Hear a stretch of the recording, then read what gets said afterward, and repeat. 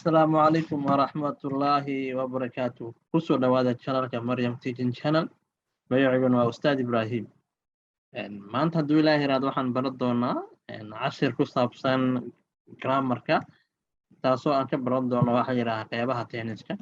Awalkii hore sidaan usoo baranaynay casharada waxaan soo baranaynay parts of speech, waxaan soo baranay waxa la yiraahdaa nounska inta u kala baxan ayaan soo barnay. Maanta hadduu Ilaahay yiraahdo waxaan ku dhex tuuranaynaa qeyb ka mid ah maaragtay four parts of معناها tennisyada maxaa la yiraahdaa afarta tennis. So the first tennis ugu horeeyo oo macnaha simple present tense-ka ayaan isla fiirin doonaa.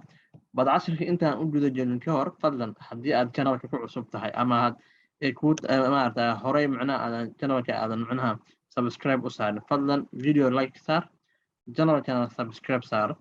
furana gambaraalka si aad u heshid cashir walba oo ku saabsan barashada luqadda Englishka oo ku anfacayna mar walba aan soo dhigna oo heshid.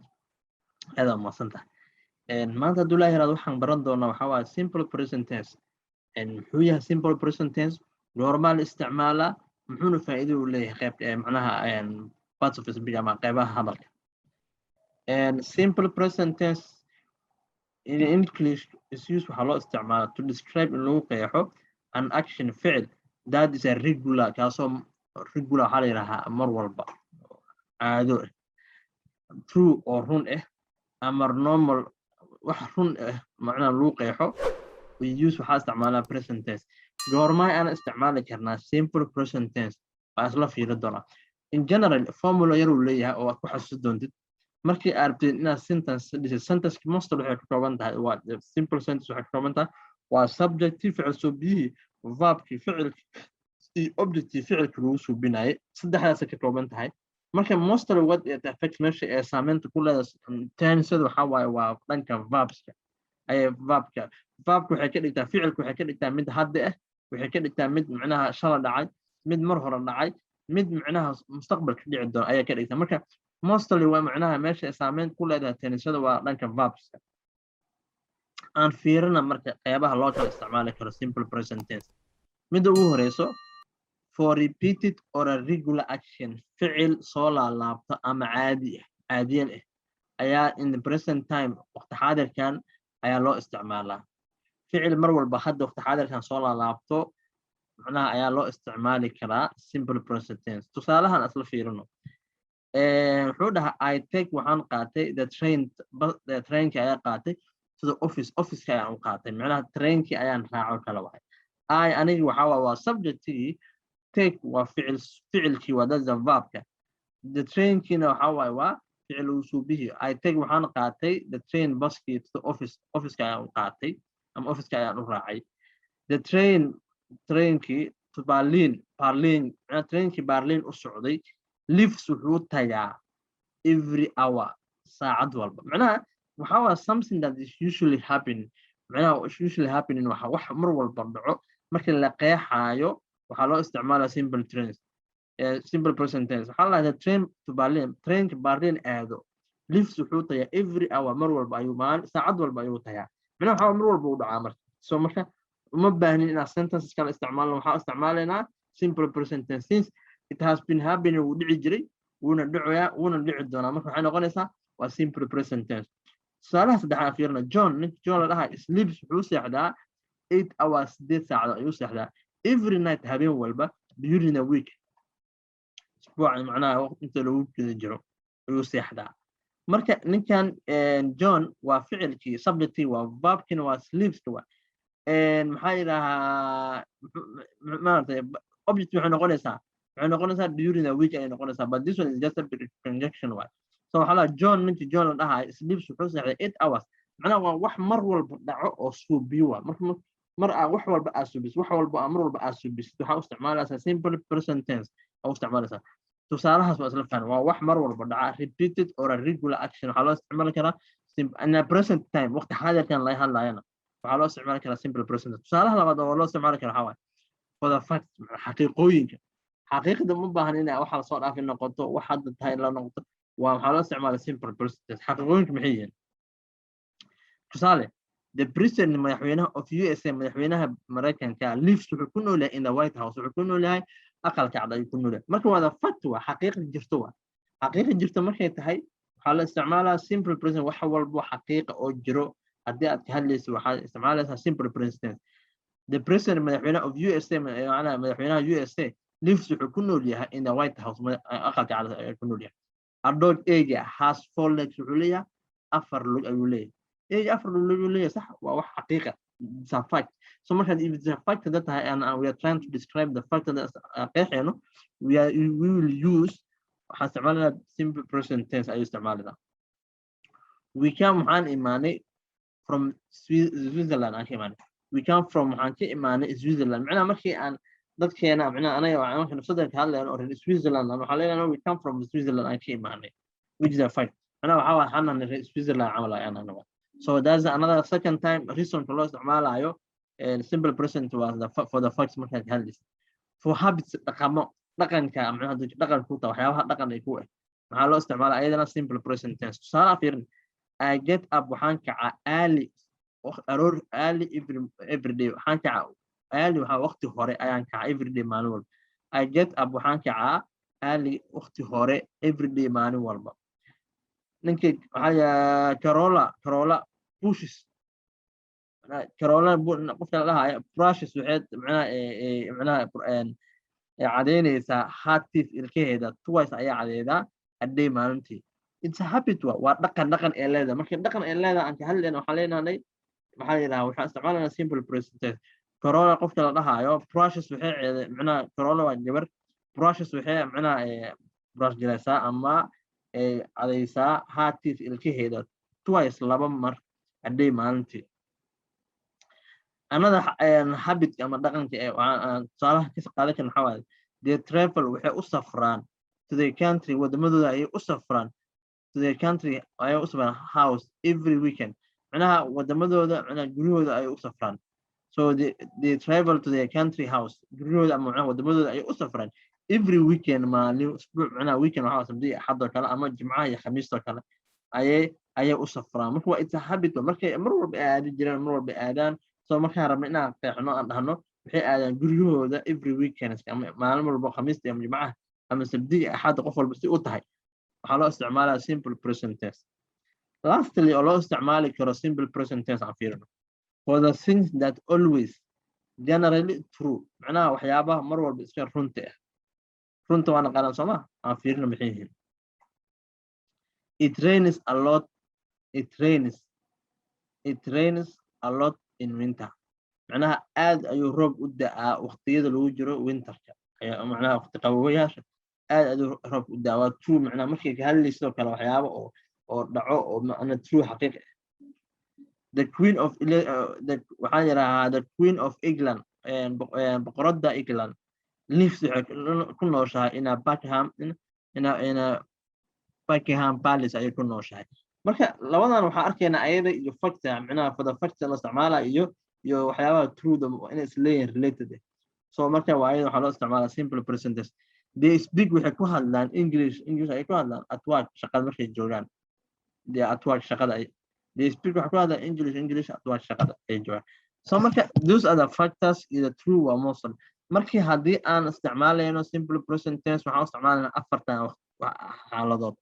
eeda inuu ahaado wax mar walba dhaco eeda inuu ahaado fact xaqiiqooyin jiro eeda inuu ahaado habits dhaqamo oo mar walba asubisid iyo the true ama the factors intaas ayaa loo isticmaalaa marka aan isla fiirino some situations ay jiraayo oo macnaha verbs-ka saameyn ku leedahay verb conjunctions ama spelling-ka in general sida guud in the third person macnaha third person waan soo barnay waxa la yiraahdaa third person macnaha we add waxaan ku dareynaa s ayaan ku darnaa in the third person ayaan ku darnaa markii subject oo yahay in the third person ficilku waxaan ku dareynaa s aan fiirino tusaalooyinkaas aan u fahno fiican subject waxaan dhanno waa ficil subihi verb waa ficilkii the rest waxa waa la yiraahdaa waa object ama the rest of the sentence that's the object so marka I you we they meesha ku aragtid I you we they meesha ku aragtid you don't need to add s kuma dareys aan fiirno I speak hadaa dhahdo waa dhigi kartaa I learn waa dhigi kartaa you speak waa dhigi kartaa ma dhigi kartid you speaks ma dhigis s kuma dareysid so I speak waxaan ku hadlaa English aan ku hadlaa at home xaafadda aan kula hadlaa intaas markaad aragtid subject uu yahay intaan you don't need to add s markay sentences ka yahay maxaa yidhaahaa simple present tense but tusaalooyin kale he she iyo it meesha aad ku aragtidna which is the third person waxaa ku daraysaa s ayaa ku daraysaa he isaga he speaks wuxuu ku hadlaa s ayaa raacsiisa have you look at here this is the s she reads she learns s ayaa ku darna English ay ku barataa at home guri ay ku bartaa marka haddii aad aragtid this subject ay ka bilaabanayso and you are trying to construct inaad aad rabtid maxaa yidhaahaa sentences adoo isticmaalaya simple present tense remember about get to know in s aad ku dari kartid verbska but xaaladooyin kale waqtiyada kale ayaa jiro oo s bas lagu dareyni oo verbka wax kale la raacsiinayo muxuu yahay markaa fiirin karto the spelling of the verb in the third person differ way ku duwan tahay depend on waxay ku xiran tahay the end of the verb ficilka waxa ku dhamaado ficilka waxa ugu dambeeyo oo ku dhamaada xarafka ugu dambeeyo ku dhamaado ayay ku xiran tahay mar walba miyaa isku dareynaa aan fiirina marka tusaalahan waxaan dhahnaa for the verbs ficilada intaan ka hadlaynaa speech learnska aan ka hadlaynaa ficilada that ends ku dhamaado o ch sha ss x z oo waxaan ku dareynaa we add es aan ku dareynaa hore waxaan dhahnay ficilka waxaan ku dareynaa s but some situation ayaa waxaa jiro aan lagu dareynin s oo lagu daraa es waa intaan hadduu ficilka ugu dambeeyo xarafka ugu dambeeyo yahay ficilka intaan waxaan ku dareynaa es tusaalahan hadda I go but haddaan dhahay iyada oo dhaha isaga ugu baxaa he goes aan dhahnaa he goes because it's the third person why markuu ficilkan ugu dambeeyo o which we have mentioned earlier waxaan ku dareynaa es catch qabasho waxa u dambeeya ch waxaan raacsiinaynaa catches he catches wuxuu qabtay wash waxa u dambeeya ch ayaa u dambeeyso sh ayaa u dambeeyso waxaan raacsiinaynaa es so always intaan haddaa aragtay xarafka ugu dambeeyo waxaad raacsiinaysaa es markuu aad ka hadlaysid simple present tense waa intaan tusaalooyinka kala fiiri kartaa tusaalooyin kale ayaa jiro oo mararka qaar inta aan soo sheegnay kuwaan ahayn ayaa jiro mararka qaar wax kala raacsiinaya iyadana for the verbs ficilada that ends ku dhamaado are consonant waa shaqal gaab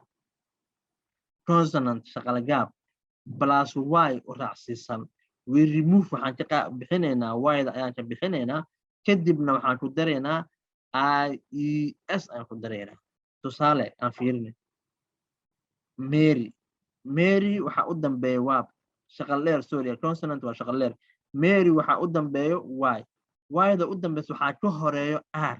haddii r ay ka horeydo waxaan suubinaynaa y-daan bixinaynaa waxaan ku dareynaa es tii hore es aan ku dareyna tan waxaan raacsiinaynaa aan ka saarayno y study barasho marka aan rabno aan ka hadlayno simple present tense and third person dhan she studies dhehna marka ma dhehna she study ma dhehno waxaan leenahay she studies he studies mo laakiin inta kale we I they waxaan isticmaalaynaa I study we study they study you study but in the third person he iyo she waxaan raacsiinaynaa y-daan bixinaynaa es ayaan raacsiinaynaa I hope you are getting me well si fiican ayaa ii fahmaysaan filaa marka intaas waa tusaalaha ugu dambeeyo hore waxaan usoo sheegnay waxaan dhahay consonant xarafkii shaqal macnaha shaqal dheer iyo y u dambeeyo waxaan dhahnay es aan ku dareynaa anoo ka saarayno y-dan mararka qaar waxaa dhacayso consonant uma dambeeyo for the verbs ficilada that ends ku dhamaada vowel shaqal gaab shaqalki waa naqan sooma waa o waxaas u dambeeyo oo y-na raacsiisan tahay maxaan ku dareynaa only s ayaan ku dareynaa kala shaqad play y sooma waxaa ka horeeya na waxaa vowel hadduu yahay waxaan raacsiinaynaa y-na ku xigo waxaan raacsiinaynaa only s we don't need to remove I ma baahina I saarno waxaan only ku dareynaa s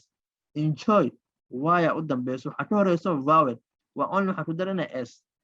marka intaas waay. I hope this is the end of the lesson. waa dhamaadka cashirka. haddii aad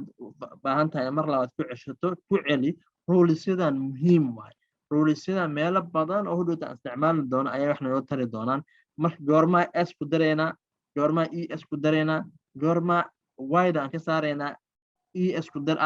es ku dareynaa, goormaana s ku dareynaa. intaas ruliska haddii aad qabatid, I hope you